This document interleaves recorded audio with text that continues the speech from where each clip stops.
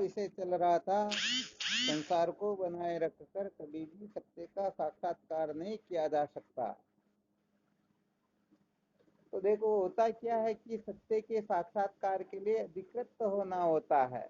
क्या होना होता है? अधिकृत होना होता है, अर्थात अधिकारी होना होता है। जो अधिकारी होता है वही सत्य का साक्षात्कार कर सकता है, और जो अधिकारी नहीं होता है वह सत्य का साक्षात्कार कदापि नहीं कर सकता। आ गया समझ में? जी स्वामी जी।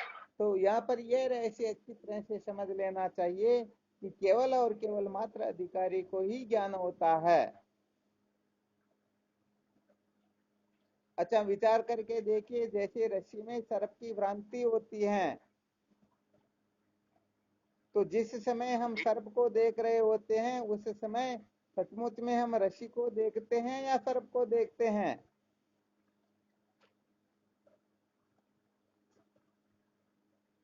किसको देखते रस्सी को हैं? देखते हैं, रस्सी को। अरे रस्सी को ही देखते हैं, सर्प की तो कल्पना करते हैं। तो यहाँ पर होता क्या है, केवल और केवल मात्र अंधकार के कारण हम उस वस्तु को यथार्थ न देखने के कारण केवल मात्र सर्प की कल्पना करते हैं।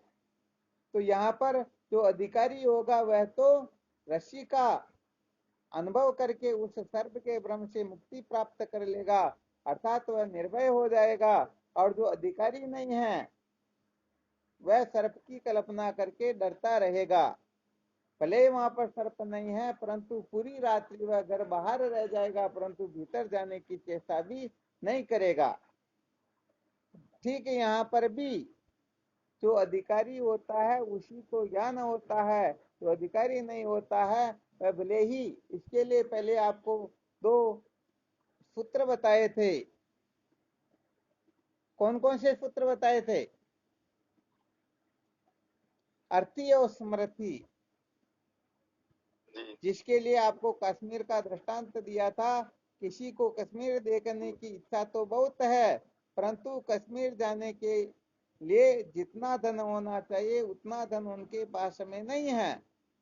तो कश्मीर देखने की बहुत इच्छा होते हुए भी वह कश्मीर नहीं देख पाएगा। और किसी के पास में धन की कमी तो बिल्कुल भी नहीं है, परंतु कश्मीर देखने की इच्छा ही नहीं है। बताओ, ये दोनों प्रकार के व्यक्ति कभी भी कश्मीर जा सकते हैं क्या? नहीं जा सकते, कभी नहीं जा सकते। तो यहाँ पर अर्थी स्मृति का होना आवश्यक है। वहां जाने की इच्छा भी हो और जाने के लिए पर्याप्त जो साधन सामग्री हो उनकी भी आवश्यकता होती है। तो जब दोनों शर्तों को कोई पूर्ण कर लेता है तभी वह कश्मीर जाकर के कश्मीर को देख सकता है। वैसे ही यहाँ पर देखो, ये रहस्य जो बताया जा रहा है, अपना विषय चल रहा था अविद्या कामना कर्म, यही संसार चक्र होता है। क्या होता है? आ गया समझ में? तो अविद्या कामना कर्म के चक्र से कौन मुक्त हो सकता है? तो सच्ची बात तो यह है, केवल और केवल मात्र अधिकारी ही अविद्या के बंधन से मुक्त हो सकता है। वैसे देखा जाए तो कामना और कर्म के चक्कर से बाकी पूर्ण रूप से जो अधिकारी नहीं है वह भी मुक्त हो सकते हैं, परंतु अविद्या के ऊपर विजय प्राप्त किए बिना कोई कामना कर्म से छुटकारा प्राप्त क्यों न कर ले, परंतु वह कामना और कर्म कुछ समय के लिए ही पुनः उनको कंटकों में उलझा देते हैं। जैसे विचार करना, जय विजय ये दोनों ही भगवान के द्वारपाल है, दोनों ही पार्षद है, उनको सालों के सामीप्य मुक्तियां प्राप्त है, परंतु बताओ उनका भी ब्रह्मलोक से पतन हो गया या नहीं हुआ? हो गया सब। तो यहाँ पर कहने का मतलब, कामना और कर्म पर विजय प्राप्त कर लेने पर भी जब तक अविद्या की निवृत्ति नहीं होती है, अर्थात अविद्या मूल सहित भस्मीभूत नहीं होती है, तब तक निश्चित रूप से क्या होता है? निश्चित रूप से वो निर्भय नहीं हो सकते हैं। अर्थात अविद्या के बंधन से छुटकारा प्राप्त करके सदा सदा के लिए कृत कृत्य हो ही नहीं सकते। अतः यहाँ पर ये जो सूत्र निकाला गया, केवल और केवल मात्र अधिकारी को ही ज्ञान होता है। तो देखो, जो सत्य का साक्षात्कार करना चाहता है, सदा सदा के लिए सर्व दुखों से मुक्त होकर के परमानंद का अनुभव करना चाहता है, उसके लिए उनको अधिकृत होना होगा। अधिकृत हुए बिना वह कभी भी निर्भय नहीं हो सकता। जैसे कोई कलेक्टर तो बनना चाहता है, और कलेक्टर बनने के लिए जो जो योग्यताएं आवश्यक हो वह उनके पास में नहीं है, तो बताओ अप्लाई भी कर सकेगा क्या? नहीं कर सकता स्वामी जी। हाँ, नहीं कर सकेगा। तो यहाँ पर विशेष बात यही है, अच्छी तरह से समझ लेने की है, कि जब तक वेदांत शास्त्रों के अनुसार, श्रोत्रिय ब्रह्मनिष्ठ महात्माओं के कथनानुसार अधिकारी के जो जो लक्षण होने चाहिए वह जब तक होंगे नहीं, तब तक कहने का मतलब ज्ञान होने वाला है नहीं। देखो, जिस प्रकार से हलवा बनाया जाता है, उसके लिए सूजी भी होनी चाहिए, शक्कर भी होनी चाहिए और घी भी होना चाहिए। यदि तीन वस्तुएं मौजूद है तो बताओ, हम हलवा बना सकते हैं या नहीं बना सकते हैं? बना सकते हैं स्वामी। और तीन में से यदि एक भी ना हो तो नहीं बनाएगा। हाँ, काम नहीं चलेगा। यहाँ पर तीन क्या हुई फिर? देखें, विचार करके बताओ। पहले इस पर खूब चिंतन मनन किया गया।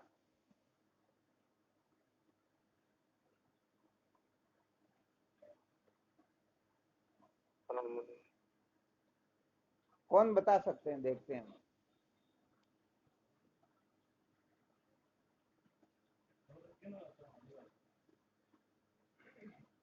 किसी को ध्यान में नहीं रहा के?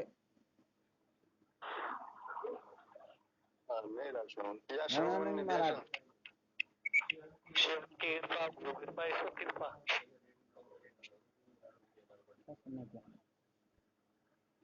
वापस बोलो। अरे क्या, थोड़ी यहाँ गड़बड़ हो गई। देखो, वैसे देखा जाए तो आज तो समूल आजम साहब 3 दिन से साथ में थे, इन्होंने कमाल कर दिखाया। ये बाकी सब बैठे बैठे देख रहे, कोई विशेष बात नहीं रही। अरे भाई, बहुत समय तक इसका बहुत लंबा चौड़ा चिंतन चला था, कि जब तक ईश्वर की कृपा, वेद की कृपा और गुरुदेव की ये अपने स्वयं की कृपा नहीं हो जाती है, तब तक ये हम अधिकृत हो नहीं सकते, अधिकारी हो नहीं सकते। क्या इसका चिंतन नहीं चला क्या पहले? चला था। अरे बड़ा लंबा चौड़ा बहुत समय तक इसी का चिंतन किया गया। इन तीनों की कृपा होगी तो हम अधिकारी हो जाएंगे। गुरुदेव की कृपा से तो ये अधिकारी जो है कृतार्थ होता है, और इन तीन की कृपा से ये अधिकृत होता है। आया समझ में? जी जी। अरे भाई, बड़ी गजब करते हो तुम तो। ऐसे पुत्र तो कहने का मतलब अपने आत्मसात हो जाने चाहिए, कभी भी स्वप्न में भी ये इधर उधर न हो। जब दृष्टांत भी दे दिया गया हलवा बनाने का, तब तो तुरंत समझ जाना चाहिए दृष्टांत इन 3 प्रकार की कृपाओं के लिए ही दिया जाता है। चलो, बहुत अच्छी बात है। तो कुल मिलाकर के अधिकृत तो होना होता है। क्या होना होता है? अधिकृत। अच्छा, अधिकारी की क्या लक्षण है? बल विक्षेप जाके नहीं, किंतु मल विक्षेप जाके नहीं, किंतु एक ज्ञान वेच व साधन सहित नर सो अधिकृत मतिमान। यही बात है ना? जी स्वामी। बहुत अच्छी बात है। अच्छा, आप लोग इसमें ये बता सकते हो कि मल विक्षेप दोष से जो छुटकारा, और उसके बाद में चतुर्थ साधन संपन्न होना, थोड़ा विशेष रहस्य बता रहे साधकों की निर्भयता के लिए, क्योंकि साधक दीनहीन बने ही रहते हैं। अच्छा, किसी भी शास्त्र के द्वारा या किसी भी युक्ति के द्वारा या किसी भी प्रकार से क्या ये सिद्ध किया जा सकता है कि हम इतने वर्षों से, इतने महीनों से, इतने दिनों से, इतने घंटों से, इतने मिनट, इतने सेकंड से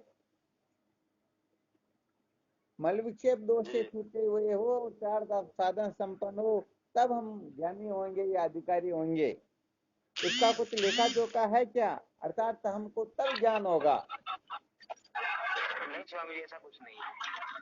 हाँ, थोड़ा प्रश्न समझ में आ गया ना। विवेक, वैराग्य, संपत्ति, मुमुक्षुता, ये 4 साधन कहने का मतलब हम 1 वर्ष तक धारण कर लेंगे, या 12 वर्ष पहले से धारण किए हुए हो, या 1 महीना, 1 दिन, 1 घंटा, कुछ न कुछ नियम है क्या ऐसा? इतने समय तक जो नहीं चतुष्टय साधन संपन्न रहेगा उसी को तत्वों का ज्ञान होगा, बाकी होने वाला नहीं है।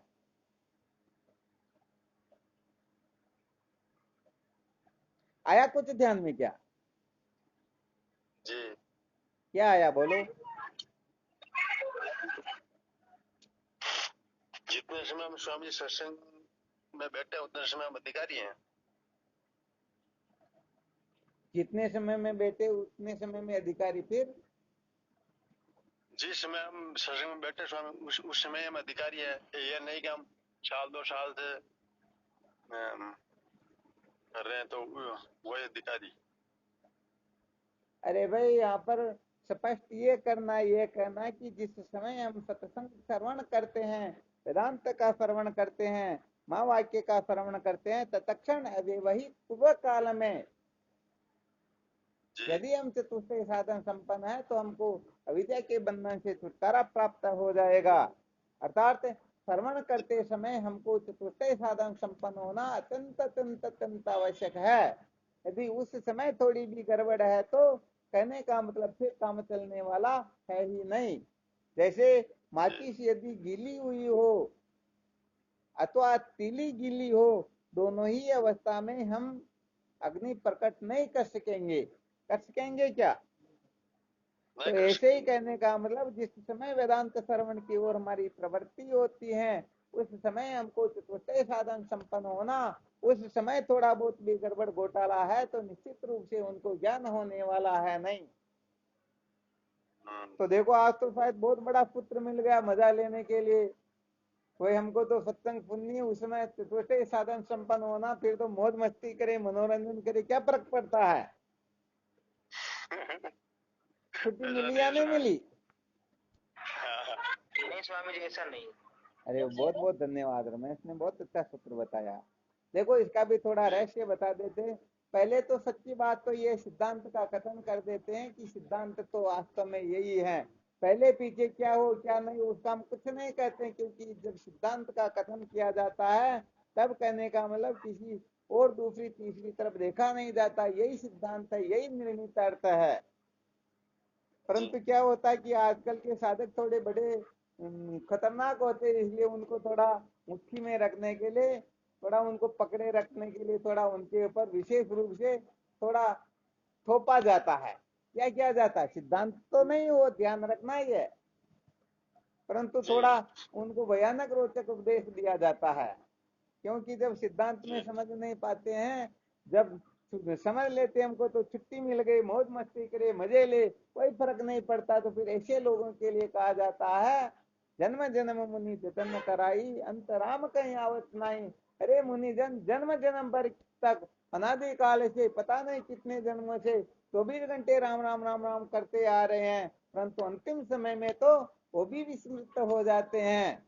तो बताओ, जो पहले मौज मस्ती मजे ले रहे हैं वो सत्संग के समय जिन्होंने तैयारी ही नहीं की है, अरे कभी बंदूक को साफ ही नहीं किया और सीमा पर जाकर के काम चालू कर दिया, तो मात खा के आएंगे या नहीं खा के आएंगे?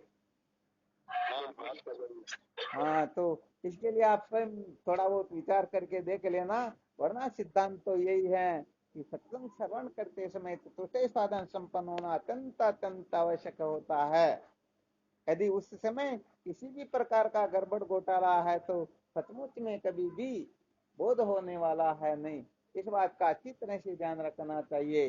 तो यहाँ पर अधिकारी से तात्पर्य यही है, वेदांत के श्रवण करते समय संतों के सानिध्य में जब हम पहुंच जाते हैं उस समय समस्त अक्ल होशियारियों का त्याग करके, जैसे सर्प जंगल में चलता तो कितना भी टेढ़ा मेढ़ा क्यों न चले कोई दिक्कत नहीं, परंतु जब बम्बी में प्रवेश करना होता है तो उसे सीधा होना होता है।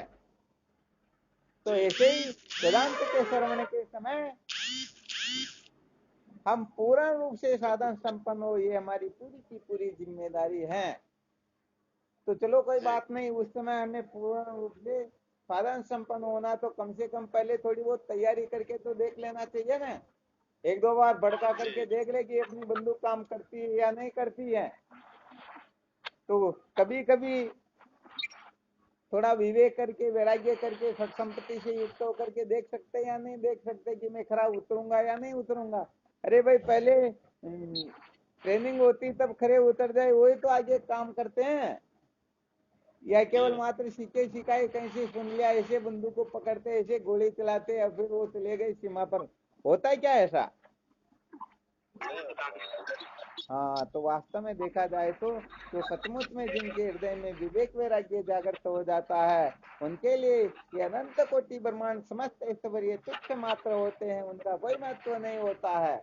उनके लिए ब्रह्मलोक भी तिनके के समान होता है, कचरे के समान होता है। तो संसार के भोगों की तो बात ही क्या है। आ गए समझ में? चलो बहुत बहुत धन्यवाद। ये समझ में आ जाए तो समझ लेना चाहिए सचमुच में जीवन धन्य हो गया। और समझ में नहीं आए तो फिर देख लो जो भी है ठीक ही है। अच्छा, जो सचमुच में साधन संपन्न हो जाए उसकी क्या विचारधारा रहती है?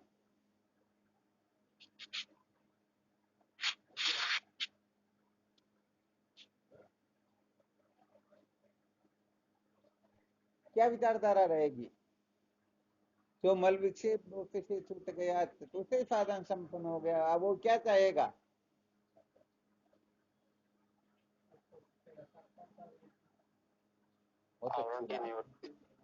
क्या चाहेगा? क्या चाहेगा? अज्ञान की निवृत्ति। अरे भाई, अज्ञान की निवृत्ति अर्थात वह ये चाहेगा कि अब ये सारा करने के बाद में फिर जो ज्ञान होता है, जो ज्ञान अज्ञान को मिटा देता है, वह ज्ञान मेरे को कैसे हो, यही तो सोचेगा ना।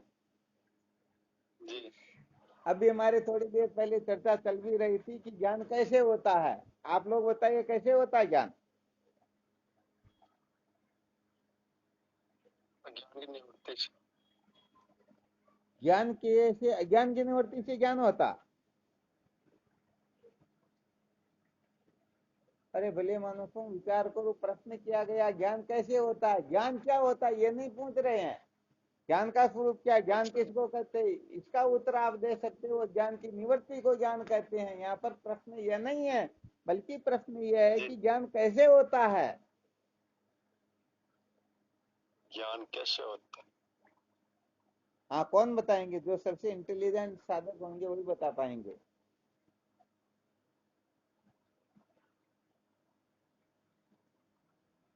ज्ञान तो गुरुदेव शरण में होता है।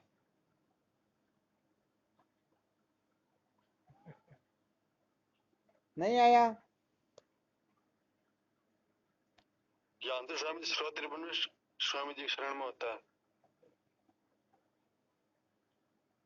होता श्रोत्र गुरुदेव की शरण में। अच्छा, चलो बहुत अच्छी बात। और भी कोई साधक बताओ।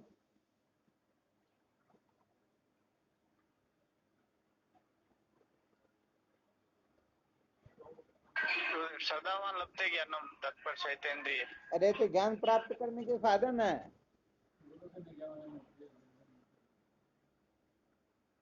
हाँ बोलो, जोरदार से बोलो, बहुत अच्छा सुनाया।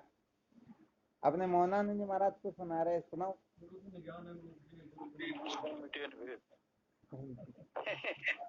बिन ज्ञान न उपजे।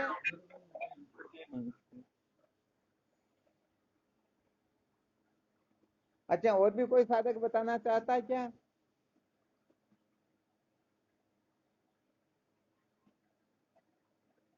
अच्छा, जैसे आपके ये कोई प्रश्न कर ले कि दीपक कैसे जलता है, आप क्या कहोगे? दीपक से दीपक जलता है। क्या हुआ? दीपक से दीपक जलता है स्वामी। अरे वाह, क्या अब की बार तेज सिंह जी ने बड़ी कमाल की बात कही। इतनी देर तो पता नहीं क्या क्या कर रहे थे।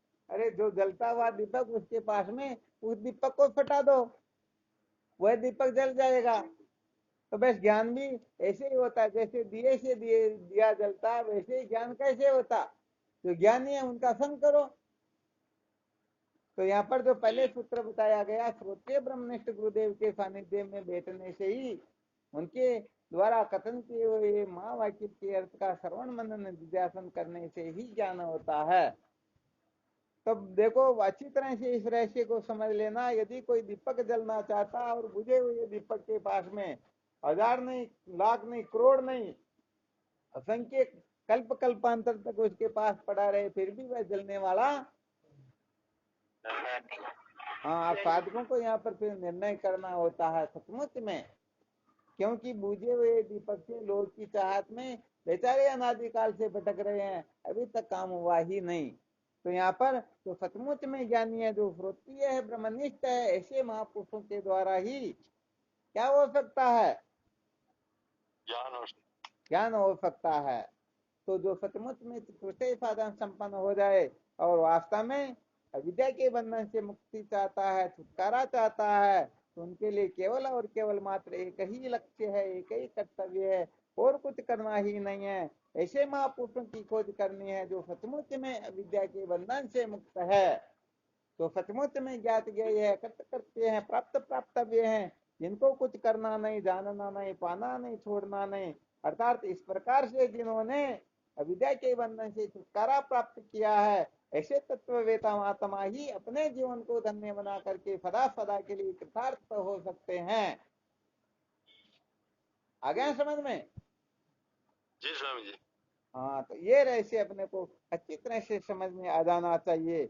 यदि ये बात समझ में नहीं आई तो भले ही कोई 4 साधन संपन्न क्यों ना हो जाए, अनादिकाल के साधन भजन से भले ही वह मल विक्षेप दोष से छुटकारा प्राप्त कर ले, परंतु श्रोत्रिय ब्रह्मनिष्ठ गुरुदेव के सानिध्य के बिना कल्प कल्पांतर तक कोई कुछ भी क्यों ना करता रहे, फिर भी विद्या के बंधन से छुटकारा स्वप्न में भी होने वाला नहीं है। ये सिद्धांत है, इसे त्रिलोकी में कोई काट नहीं सकता। जैसे सूर्य के उदय हुए बिना रात्रि का निराकरण नहीं हो सकता, भले ही करोड़ करोड़ उपाय क्यों ना कर ले, तो ऐसे ही ठीक सचमुच में पूर्ण रूप से विद्या के बंधन से छुटकारा तभी प्राप्त होगा जब हम ऐसे ज्ञात ज्ञेय महात्माओं के सानिध्य में बैठ करके को अहम कतमिदम जातम को वे करता ऐसे देते, मैं कौन हूँ, परमात्मा क्या है, जगत क्या है, बंधन मुक्ति क्या है, इनका असली स्वरूप जान करके जब आत्मा के ब्रह्मत्व का हम निर्धारण कर लेंगे, उसी समय ये सारी की सारी विद्या, अरे अविद्या होती ही नहीं, जो है ही नहीं, उसको मिटाने में क्या। रस्सी में सर्प हुआ हो तो हम उसको मारे या कुछ न कुछ करे, अरे सर्प होता ही नहीं, बंध्या का पुत्र होता नहीं, ठूंठ में पुरुष होता नहीं, ये तो माने माने बंधन में आयो, हम कल्पना करके बंधे हुए हैं, वास्तव में बंधन की सत्ता होती ही नहीं। तो भाई देखो बात यहाँ पर यह है, जो अधिकृत होगा, जो अधिकारी होगा, जो इस प्रकार की समझ से युक्त होगा, वही वास्तव में विद्या के बंधन से मुक्त हो जाएगा। वरना तो अनादिकाल से बेचारे विद्या काम कर्म के चक्कर में पड़े हुए जीव जन्म मृत्यु की श्रृंखला में भटक रहे हैं, रो रहे हैं, अरे सब कुछ प्राप्त करके भी ये दीनहीन रहते हैं। इसलिए सच्चे साधक जो होते हैं वास्तव में आत्मचिंतन के सिवाय किसी को महत्व देते ही नहीं।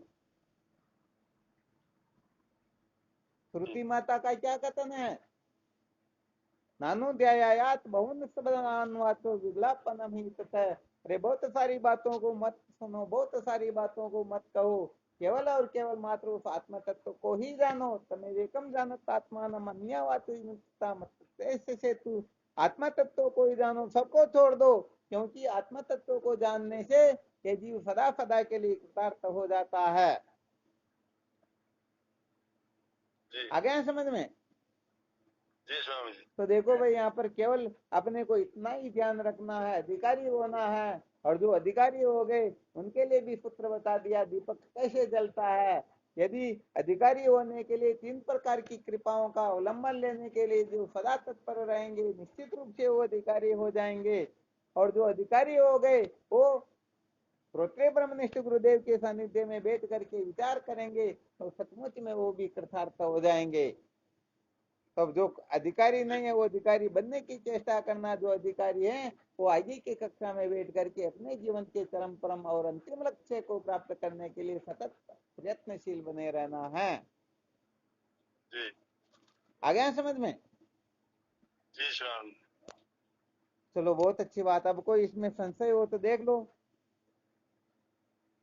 आज यहाँ बकरी में आए हुए हैं, सत्संग है, विचार तो किया था शायद आज क्लास नहीं हो पाएगी, फिर भी यहाँ पर किसी सज्जन के यहाँ पर आए हुए हैं तो यहाँ पर ये मौका मिल ही गया।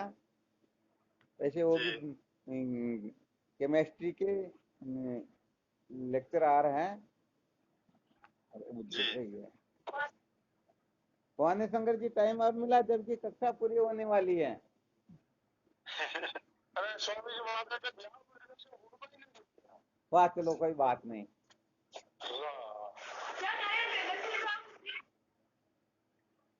स्वामी जी के चरणों में साष्टांग प्रणाम। हाँ नारायण शिव नारायण।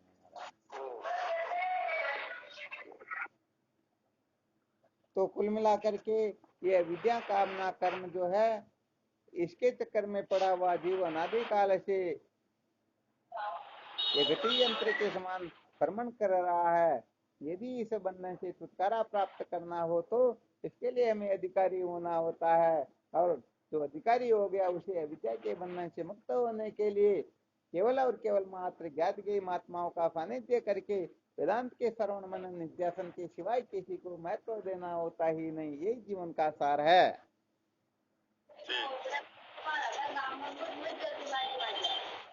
हाँ तो ध्यान रखना, ये अविद्या कामना कर्म ये तीनों जो है ना,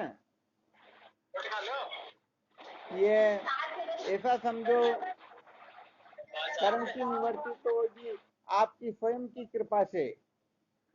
जी वेद भगवान व स्वयं की कृपा से कर्म की निवृत्ति होगी और ईश्वर की कृपा से कामना की निवृत्ति होगी। वैसे देखा जाए तो ये तीन प्रकार की कृपाएं साथ साथ ही चलेगी, और जब तीन प्रकार की कृपा पूर्ण रूप से हो जाएगी तो इस जगह पर ये कामना और कर्म की निवृत्ति हो जाएगी, मल विक्षेप दोष से छुटकारा मिल जाएगा, आप चतुष्टय साधन संपन्न हो जाओगे, तत्व की जिज्ञासा जागृत हो जाएगी। फिर तत्व जिज्ञासा जागृत होने के पश्चात गुरु कृपा बाद में काम करती है। और वैसे देखा जाए तो शायद एक दिन सुनाया भी था ये बड़ा विलक्षण सूत्र। इस बात को तो अच्छी तरह से समस्त साधकों को ध्यान रखना ही रखना है। यदि इस जगह गड़बड़ घोटाला कर दिया तो भले ही कितना अंतःकरण शुद्ध हो जाए, भले ही जी मल विक्षेप दोष से छुटकारा प्राप्त करके चार साधन संपन्न हो जाए, तत्व जिज्ञासा जागृत हो जाए, परंतु यदि ज्ञान व गुरुदेव की अवहेलना कर दी तो सब कुछ होने पर भी सारा का सारा गुड़ गोबर हो जाएगा। इनको महत्व दे करके ही हम अंतःकरण की शुद्धि के लिए, तत्व जिज्ञासा के लिए, बाकी समस्त साधनों के लिए प्रयत्नशील रहेंगे तो ये सारा का सारा कृतार्थ हो जाएगा। और ज्ञान व गुरुदेव की अवहेलना कर दी तो समझ लेना सब कुछ करके भी हम वही पहुंच जाएंगे जहां पर अनादि काल से थे। जी आ गया समझ में? जी स्वामी जी। हाँ तो ये केंद्र बिंदु है, ये असली चीज है। असली चीज को दिमाग से निकाल करके कोई कुछ नहीं कर सकता है। अरे सत्य को महत्व दे करके सत्य के साक्षात्कार को निश्चय करके फिर ही तो हम साधन संपन्न होंगे, तभी तो कृतार्थ होंगे। वरना इस संसार में बहुत सारे लोग जो धर्मात्मा होते हैं, भक्त होते हैं, उपासक होते हैं, दान पुण्य जब तक तीर्थ व्रत पूजा पाठ करते हैं, परंतु क्या वो विद्या के बंधन से मुक्त होते हैं क्या? कभी नहीं। अरे भाई वो तो स्वर्ग आदि लोगों की प्राप्ति के लिए अथवा उत्तम होने की प्राप्ति के लिए ऐसा वैसा करते हैं, जन्म मरण के चक्कर से छुटकारे के लिए करते ही नहीं। जी हाँ इसलिए कुल मिलाकर के सार बात यह है, जो ज्ञान को महत्व देगा समझ लेना वही समस्त साधनों में पारंगत होने के बाद कृतार्थ होगा, और ज्ञान को महत्व न देने वाला सब कुछ कर लेगा फिर भी अंत में रोने पछताने के सिवाय कुछ भी प्राप्त नहीं कर सकेगा। ये निश्चित बात है। जी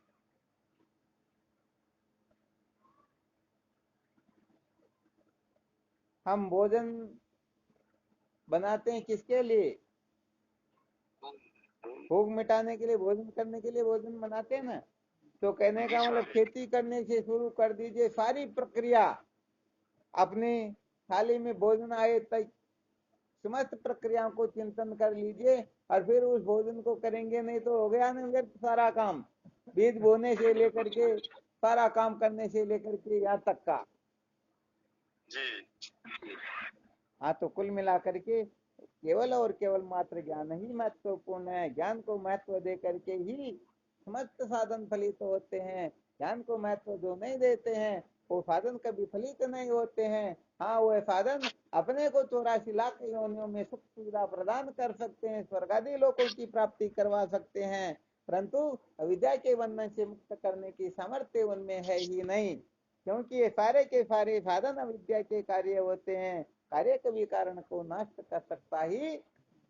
हाँ, इसलिए इस सूत्र को तो बहुत अच्छी तरह से ध्यान रखना। तो केवल और केवल मात्र ज्ञान में गुरुदेव को महत्व दे देता है, तो कहने का मतलब सचमुच में यदि निष्ठा पक्की हो तो भले ही उनका चित्त शुद्ध न हो, भले ही वह साधन संपन्न क्यों, साधन संपन्न भी नहीं हुआ हो, कुछ भी योग्यता नहीं हो, फिर भी पहले शायद आपको बता रखा था मुंडक उपनिषद का मंत्र नायम आत्मा प्रवचन न लभ्यो न में दिया न बहुना फ्रूते न, बताया ना। हाँ, यदि गुरुदेव कृपा करे तो कहने का मतलब न चाहते हुए भी उसे तो साक्षात्कार हो जाता है।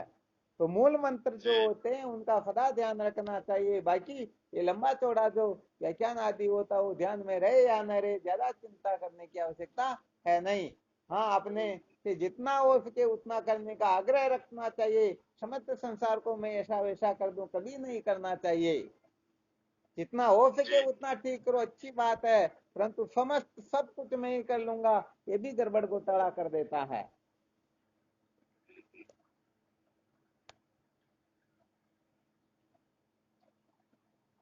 बात चलो ठीक, फिर करते रहना चिंतन मनन, कल फिर विचार करेंगे। जी, शिवोहम। ठीक, शिवोहम।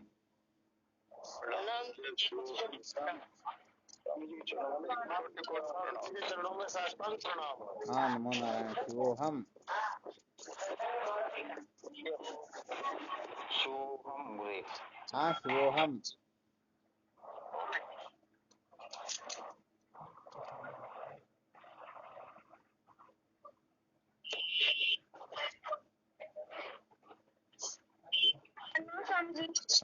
हाँ, शिवोहम।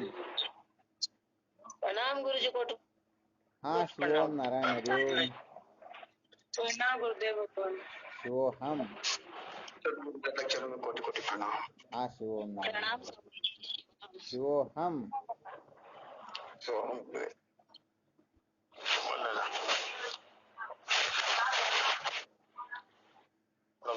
ठीक, शिवोहम। नमो नारायण।